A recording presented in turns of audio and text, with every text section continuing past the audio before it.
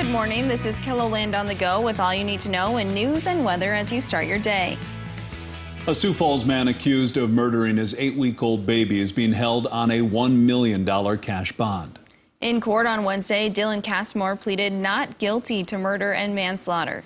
He's accused of killing Daxton Castamore. The affidavit says security video shot outside his Sioux Falls apartment on Saturday picked up audio of a crying baby, slapping sounds, and several thuds.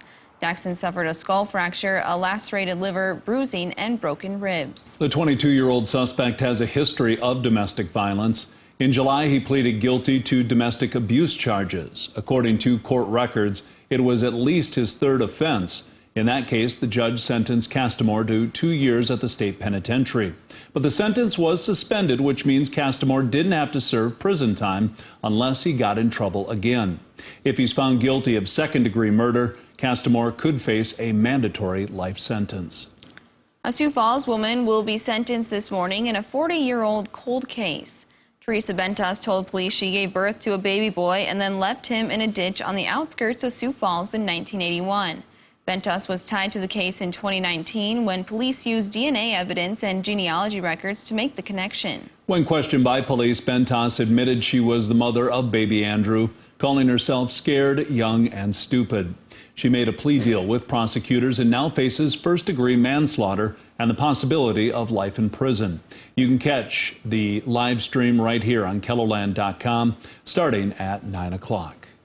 The Tabor man accused of constructing pipe bombs in his home will undergo an evaluation for his mental health competency.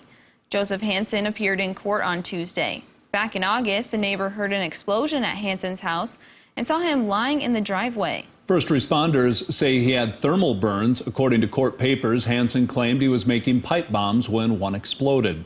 Hansen is hoping to plead guilty but mentally ill. Now let's get a check of our weather with meteorologist Brian Karstens. Not a record day, but still going to be a nice day, Brian. Yes, indeed. Very nice for this time of the year. Sioux Falls area likely in the upper 50s.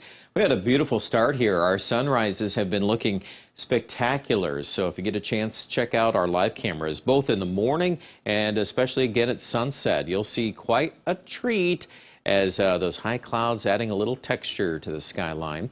Let's have a look at the hour by hour in Sioux Falls today. We start the morning in the 40s. We're climbing probably low to mid 50s there by the lunch hour, and we'll try to top out just a little bit shy of 60. We'll call it at about 57 or 58 later today. The numbers in Aberdeen will be a little colder than that, so likely low 50s, still way above average for this time of the year, and lower 60s around Chamberlain and even to Rapid City, heading to 70 or better by 2 o'clock.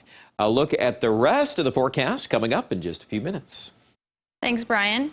Well, as we get closer to Christmas, people looking for the perfect gift, they have the opportunity at the Festival of Trees going on right now at the Brookings Art Council. Visitors have the chance to see 17 decorated Christmas trees, as well as shop from local artists in their pop-up shop. It's not just going shopping, it's also coming in and seeing the trees that are decorated and people voting for the trees. So you can make a little afternoon of it, or a great stop when you're downtown for the day. The event is open until January 6th and features products from over 20 local artists. A local business is hosting a donation drive just in time for Christmas. I-29 RV Supercenter in T will collect in-kind donations during this Saturday's Christmas festival. A donation will earn a family a free photo with Santa. The donated items will then be given to East River Foster Parent Network and Sanford Children's Hospital. Those donations and gifts that come to us here at the castle, we as child life specialists are the ones that are fortunate enough to be able to gift those to families and the kids that are here over the holiday. The Donation Drive Christmas Festival runs from 10 a.m. to 3 p.m. Saturday. Santa will be on hand from noon to 2 o'clock. We've provided a link to the wish list items under this story right here on KELOLAND.com.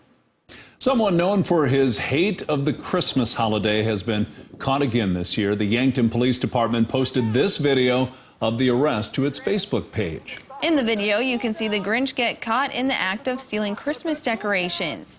You can hear him yelling about how much he hates the holiday and that he has to stop it. The Yankton Police Chief says the Grinch will be taken back to Whoville during the Yankton Festival of Lights. The event gets underway tonight at 6 o'clock. That is a look at some of our top stories. Now let's get one last look at your weather with meteorologist Brian Karstens. Brian? All right. Glad we got him nabbed. All right, forecast today.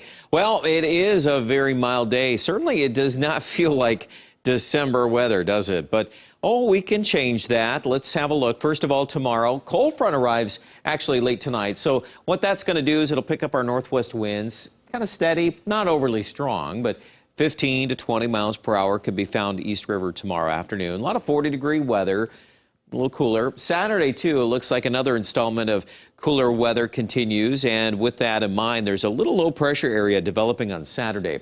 What that right now does in the forecast, it brings a turn of the wind around to the southeast on Saturday afternoon. We'll term that as gusty winds at times. I think right now probably into that 30-mile-an-hour range, and that'll start again between Pierre and Rapid in the morning. See a little snow, too, in North Dakota. That zips to our north. Not really calling for that in our forecast right now, but the net result behind that, look at this. The wind cranks up on Sunday. So I know highs are still projected in the 40s early, but that could be, again, emphasized earlier in the day, and then we could get into a scenario where temperatures could be dropping through the afternoon. Notice, lurking north of us, there are some hints of snow, and we're still watching to see what that looks like into Monday and Tuesday. I would say right now, folks in Minnesota, especially outside of our coverage area, could get accumulating snow next week. But if you're watching us in Marshall and Ortonville, spots there easily could pick up some snow. The 10-day window is looking a little more aggressive on that. So, yeah, there's those. I know you're out there, folks in the audience want to know more about snow, and well, the time will come, won't it? 71 today. That time is not today in Rapid City. Very warm, mild for this time of the year. 64 Yankton, our 7-day forecast, sliding into the 40s starting tomorrow into Saturday, Sunday 46, and then Monday 30s for now. That day 5, I would strongly emphasize that that has potential to drop more. We're still evaluating the effectiveness of that cold front. There is some snow mentioned on Tuesday. I also think there's some merit behind that. So, it kind of added up one by one. A little more wintry weather to talk about. Aberdeen's also at least dropping in the 30s, and I would not hesitate to drop that more if we get any more data suggesting these drops on the temperatures. So keep watching for updates. Pierre and Rapid, you're also colder. Enjoy that 64 today in Pierre, because we're not going to get to 60s again for a while. And it looks like Rapid City also dropping from 70s today to mid-40s tomorrow, mid-50s Saturday. Check out details with our Storm Center update at KELOLAND.com. Have a great Thursday.